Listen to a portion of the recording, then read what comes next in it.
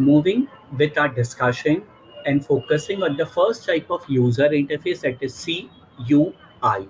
CUI stands for Character User Interface.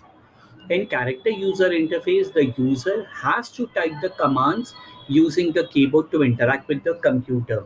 As it is a type of user interface, so definitely via using certain commands, the user is able to interact with the computer system. Now, it is very difficult for the user.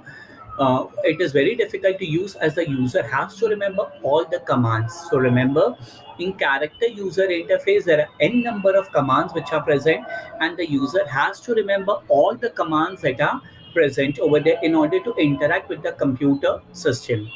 There is only text in case of CUI.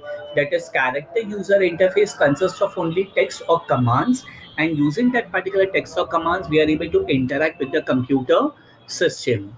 Now, basically, this type of user interface, that is a character user interface, was used in the old computer system. The example, it is DOS. DOS stands for Disk Operating System. Now, this is the user interface of how DOS looks like. You are able to see over here, this is CDIR. DIR stands for directory, and when I press enter, I will be able to get a list of all the directories that are present on my computer system. So this is just a user interface, but it is text based. That means the user has to remember all the commands, and by remembering all the commands, the user was able to interact with the computer system.